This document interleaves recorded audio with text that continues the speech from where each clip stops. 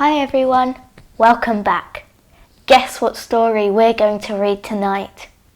We're going to be reading Little Red Riding Hood.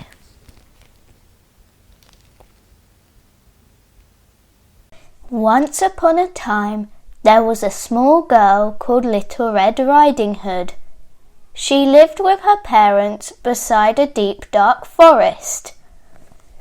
In a cottage on the other side of the forest lived her grandmother.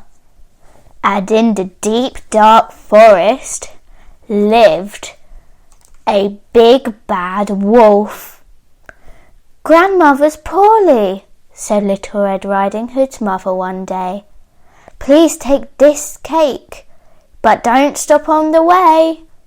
So Little Red Riding Hood set off through the deep, dark forest. She looked all around. There wasn't a sound. Then who should she meet but the big, bad wolf? "Good day, my dear," growled the wolf with a big, bad smile. "What are you doing here?" "I'm going to grandmother's to take her a cake," replied Little Red Riding Hood. The wolf had a plan. "Wouldn't your grandmother like some of these flowers?" he smiled. "What a good idea," said Little Red Riding Hood, and she stopped to pick a big bunch. Meanwhile, the wolf sped ahead through the deep, dark forest. At last, he arrived at grandmother's cottage. "I'm hungry," thought the big, bad wolf, licking his lips. And he knocked at the door. "Hello, grandmother," growled the wolf. "It's Little Red Riding Hood." "That sounds more like the big bad wolf," thought grandmother, and she crept quickly under the bed. The wolf went in. He looked all around, but there wasn't a sound. Then his tummy rumbled. "No one's here," he grumbled. "Never mind, Little Red Riding Hood will be along soon." Quickly, the wolf put on grandmother's dressing gown and a nightcap.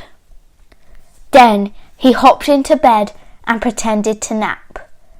"Heh heh heh," he snarled. "Little Red Riding Hood will never know it's me." Soon, Little Red Riding Hood knocked at the door. "Hello, grandmother," she called. "It's Little Red Riding Hood." "Come in, my dear," growled the wolf. Little Red Riding Hood opened the door. "Oh, grandmother," she gasped. "And what big ears you have!" "All the better to hear you with, my dear," growled the wolf.